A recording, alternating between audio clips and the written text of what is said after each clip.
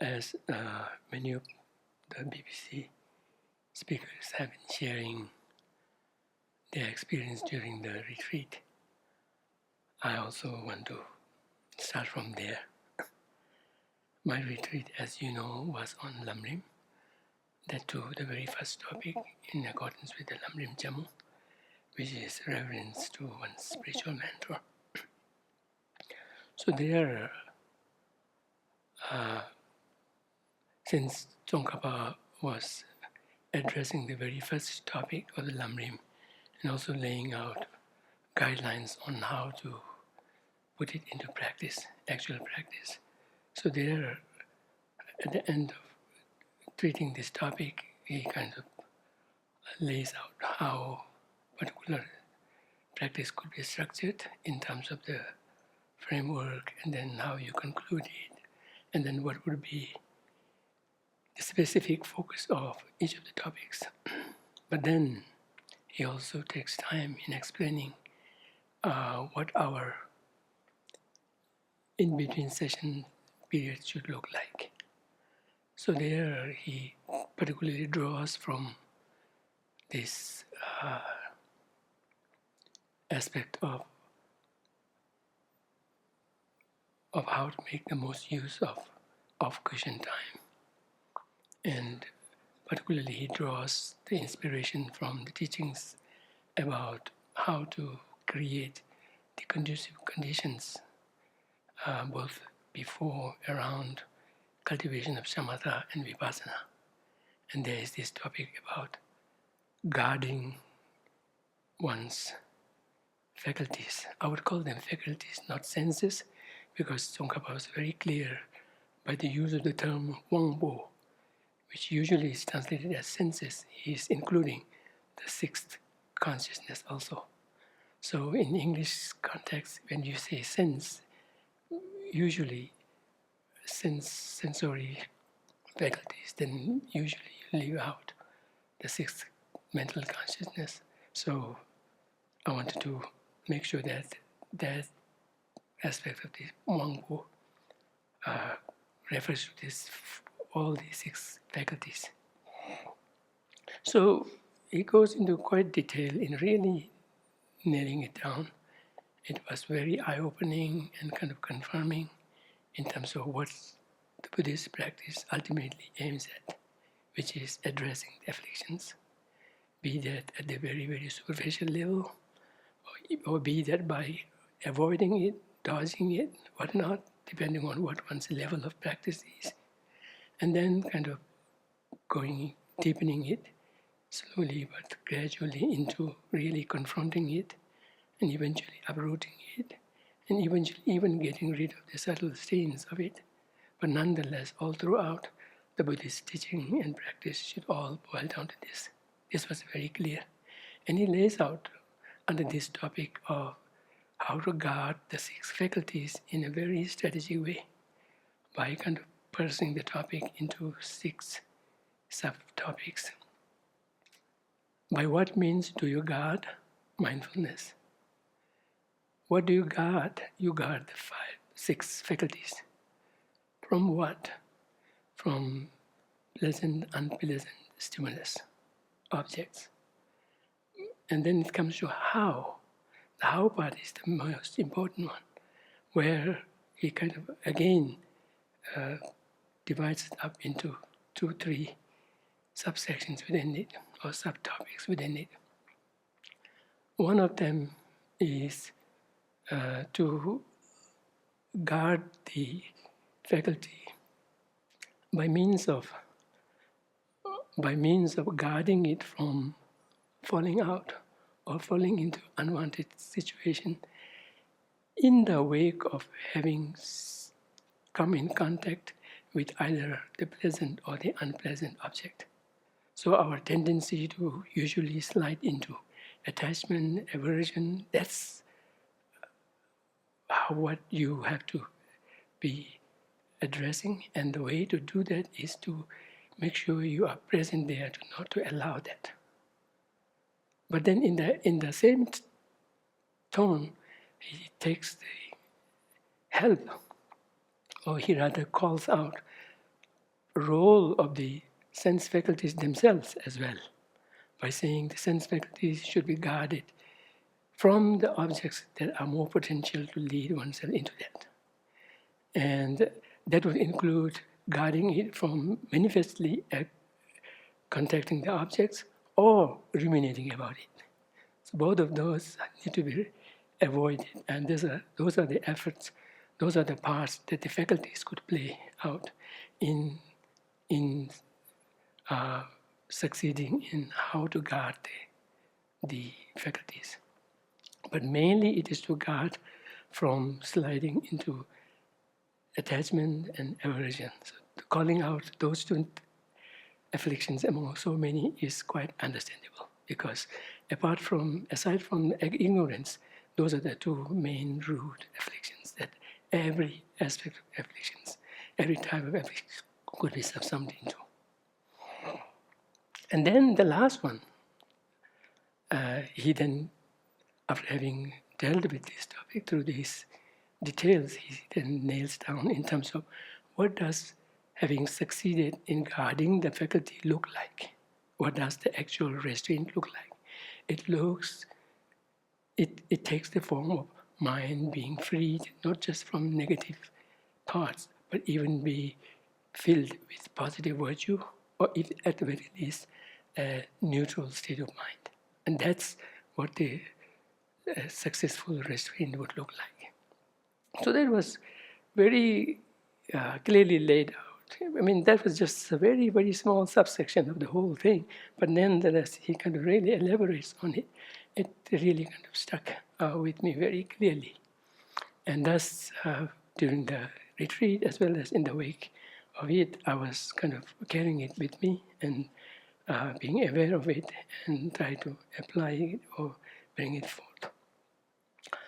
But then, in the course of this recent viral video came up, and that was quite shocking, very almost felt like a personal attack as well. And but at the same time, at a larger scale, it is an attack at every Tibetan home and Tibetan heart, because it was attacking maliciously, unfoundedly, with edited, manipulative video clip, just running 20 seconds, that was attacking His Holiness the Dalai Lama, the very symbol of Tibetan nation, Tibetan culture, Tibetan identity, Tibetan population. And then far beyond that, many of his students worldwide, supporters, friends, whatnot, all have been hurt by it. And on top of all this, what it suggests is the danger lying ahead, or that we are in the midst of, because of the AI capacities and how people are not up to utilizing it the most. They are still at their base level of being not just engrossed, entrenched with afflictions, but even indulging in it deliberately, almost spending the whole life in it, irrespective of whether you believe in life after or not. The fact that we all have to die and that death could come anytime is something that is equally applicable to everyone. But nonetheless, there are people who could care to spend their whole life attempting to manipulating, calculating how to bring hurt to others. And that was very heartbreaking, and I'm still yet to fully process it. But at the same time, this practice that I came across in a very close-up way has stayed with me and have really sustained me through this. And on top of that, aligning oneself with one's daily altruistic aspiration of bodhicitta. Plus, I always back it up with certain recitations from the Lama Jöpa, particularly the one around those stanzas, almost running 7-8 stanzas running around exchanging self and others. So that's something we all return to very several times in a day. Likewise, I do this in the morning by taking a separate time for that, and then backing that up with this recitation and contemplation. And this has really helped me. This has really helped me pull off from being so myopic and immersed in a kind of a static-like looking situation that I cannot get out of. But it kind of pulls me out and gives me a bigger picture of where it is situated. It's just a very small part of it, and much beyond that, much wider than that. And that puts things into perspective, even including those who have perpetrated in it and maybe reveling in it. There was even some Tibetan was sharing, who happened to be an IT savvy, who traced the really source of where the first clip was coming. And we found out that that was posted on April 8th. And that person, under the name of Robert Reed, who may be a big name, had opened the Twitter account only on the 1st of April and had never used it in between and had never used it since then. And then when they trace it further back, they trace it into someone named Yansin. I'm not calling it Chinese, otherwise I don't know. But nonetheless, those who have commented on that posting, who was under a different name, but was claiming that I did it, and I have succeeded in destroying the reputation of the Dalai Lama, and with full confidence and whatnot, he was claiming credit for this, and that's how it got exposed who it was that was sent it. But what was very interesting is those who put it in those comments after that, those were all very familiar names to the Tibetans, particularly to the Tibetan activists, as being sycophants of Chinese government, who may have been kind of paid for, sustained, or whatever, or being given favors and whatnot. But those are very familiar names, including the Pakistani actress Shamira Khan, or someone who again roused controversy and criticized His Holiness completely out of the context and without any basis last time, just following the Chinese government's, the communist government's propaganda. So those were all assembled there and commenting on it, saying, well, you are wonderful. So that was very clear who was behind it.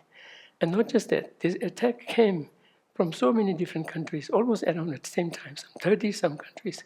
And it's like really, really poisoning the whole world. It's like turning the whole world against the Tibetans within a split second, demonizing our culture of affection. And kind of really making the world to really be awake to what might be at stake further on. This time it is the Tibetans, it could be somebody else, very easily. And then who gets to decide? Those who have the power, influence, and the money, like that. And that's really scary. If this were used totally in a sensible way, that's understandable. But when it is misused this way to our own detriment, to the detriment of every sentient being, particularly humans, it's something that everyone has to be kind of on alert and be really thinking of doing something about it. I mean, it could be not necessarily directly addressing this, but on around it, basically, again, coming to the afflictions. And what was very saddening was just in the course of sharing, I just saw someone's comment on the background of a picture that was shared, and it says, he has lost the world's respect.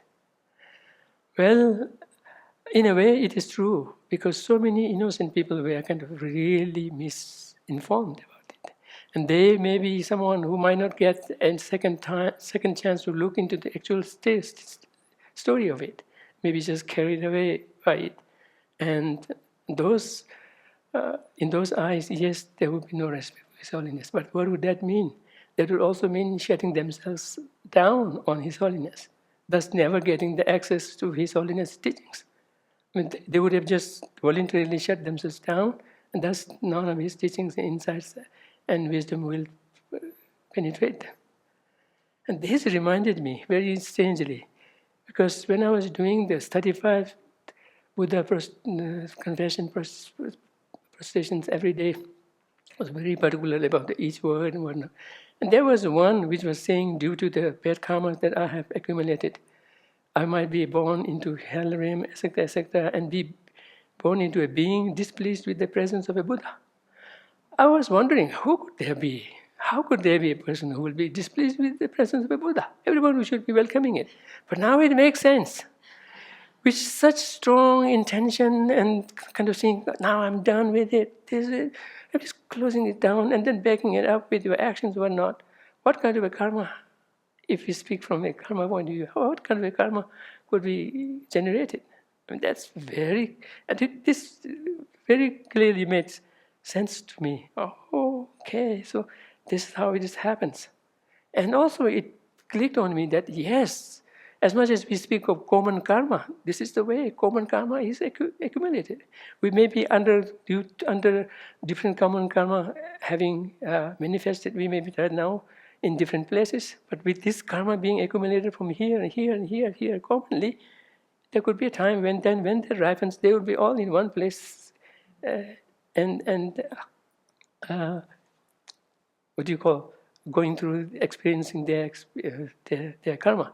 So that's speaking from a Buddhist perspective point of view. But at the same time, even if all of you think of life is just this one and that's all, I mean, even then also, how would you have used your once in a time opportunity to be born as a human, just having hurt and damaged and harmed others, or always spend every moment of its time in kind of miscalculating, organizing, planning how to harm someone, and that too without any basis, irrespective of what that person really means to his own, everyone's welfare, including theirs own. So, I mean, and that's all for a small pleasure of satisfaction of whatever fleeting one, and then maybe gaining some reputation, name, whatnot. But those are not something to be really pursued and cared for, because that will only plunge oneself into more suffering. So when I saw that comment, I was kind of going, well, that may be true, but that's a very sad truth, because His Holiness has nothing to lose from losing respect, because he doesn't care for respect. So there's nothing to be lost there. Whereas the entire world and the person, including those who have cared to be misguided and who have just stuck on it and kind of stayed with it, those are the ones who would lose from this. But at the same time, what is quite encouraging is, over the course of time, even in India, there were some actresses and others, prominent names, who were kind of calling out His Holiness. But then there were many who turned around and saying, after seeing the whole context, the whole video, including others around it, the response of the child and the parents, etc., the situational context where everyone was applauding and really kind of in appreciation of what His Holiness demonstrated, and as well as the cultural context. In a way, His Holiness really went through 1, 2, 3, 4 steps of the culture, asking for here and here, and then now it's sticking his tongue out, saying, "This is all I have left, now you want to eat it."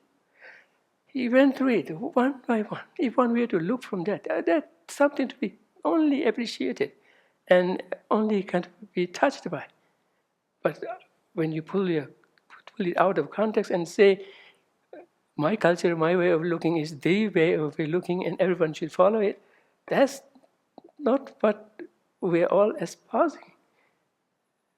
everyone is for diversity, inclusivity, but where is it when it is needed? So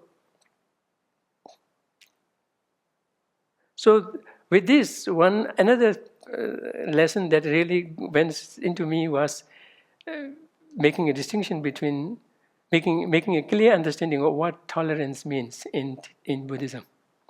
Is tolerance always to be upheld, and intolerance always to be shunned?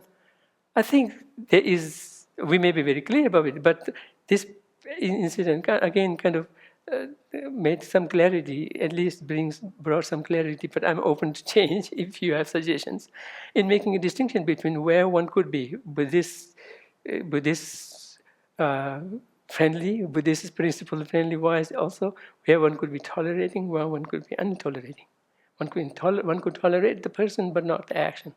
The action is not to be tolerated at all, which means there is to be a response that needed to be made. So that part was one teaching that came from this. That yes, just as we say, be not to be angry with the person, the doer, but with the action. So here, when we say angry with the action, means if the action is generated by anger, if you are angry at the anger, that means although you may be using the term anger, but that's not exactly what it is, right? So anyway, so this is one insight that came kind of clear to me with regard to this term tolerance. That yes, one could be tolerant with the person, not give in to anger and whatnot, but not necessarily with his or her action, if that has very, very wide, long-ranging, far-reaching impact. That all means possible one has to utilize in contributing to it, of course, from a very clear awareness of not to give in to anger, hatred, etc.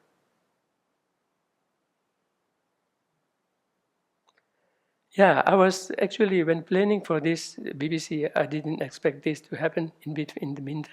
And I was going to touch on Venerable Sangye Khandu sharing about Daryl Davis. Daryl Davis, someone who is still living, who is a R&B blues musician. I'm just verbatim quoting it, not knowing exactly what R&B stands for. I didn't get a chance to look at it. But blues, I kind of know, right? It is spelled out. R&B and blues musician. So I'm kind of very carefully verbatim quoting it so that I do not mistake. So he happened to be someone who is black and a musician, but who is credited publicly to have changed the minds of some 60, 70 KKK members directly, and together some 200 KKK members indirectly, both. And he, in his encounter with somehow I was thinking that he must have been very lucky to meet with someone who could be malleable, someone among the KKK members who were listening to him. But somehow he managed to not only make 1, 2, 3, but around 200 of them leave their affiliation with KKK and even give him the cloak to him, right? So he collected some 25, 26 cloaks of them. And during one of the TED talks, he even has brought them and showed them. And he's still living. He's of my age, around my age. And in the course of his dialogue and deliberation with them, there are insights that he shares. He said the lesson he learned is that ignorance breeds fear. And I would add with this situation in view, I would add ignorance breeds fear, suspicion, misunderstanding, misconception. If you don't keep that fear in check, that fear will breed hatred. If you don't keep that hatred in check, it will breed destruction. And that's actually happening now. But he believes that education is the best remedy for curing hate. If you fix the ignorance through education, there is nothing to fear. If there is nothing to fear, there is nothing to hate. If there is nothing to hate, there is nothing or no one to destroy. I mean, this he pulled up from his own experience, not by reading scriptures. And that kind of really nails down to exact experience of the Buddha that he shared to us through the generations in the scriptures. But my question here is, how could education take place between the Tibetans and the Chinese government? Not the people, but those in power. Once they're in power, they completely become changed the person. Whatever stake they may think is there to lose. So in the TED Talk, he kind of puts it again in another perspective. He's saying, what I have come to find to be the greatest and most effective and successful weapon that we can use, known to man, that we can use, but it is also known to men or humankind, to combat such adversaries as ignorance, racism, hatred, or violence, is also the least expensive weapon and the one that is the least used by Americans. I feel that's the case with all humans all over. And that weapon is called communication. But in the case of the Tibetan issue, the so-called communication has to take place between the Communist Chinese government and the Tibetan people. For some time it was going, but then it was derailed and could not be resumed at all. And right now it seems like, yes, one party may be willing to come to the table and speak, but the other one is not even willing to. What do you do in such case? Where could communication be brought about?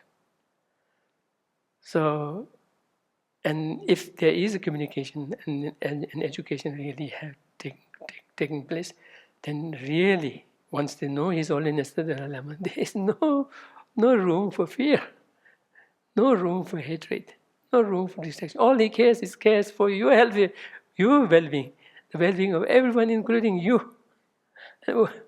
So it's clearly a situation of willful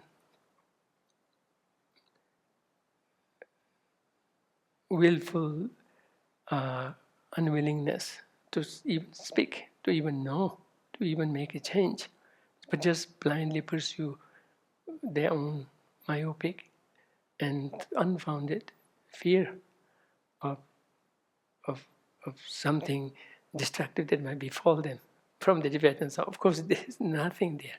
So with this kind of a clearance, I want to bring the clearance of heart to everyone and for them to check it. And with this, may we all become, with every passing day, a better person in really knowing where the blame is due and be able to work on it at our individual level and collective level, global level. Because virtually now we have become a global family with the potential of really disturbing or bringing together within a second like this. So we all need to collectively come to terms with the reality and be able to kind of prepare oneself, strategize, etc., all of one's resources accordingly for the good of everyone and many to come. Thank you.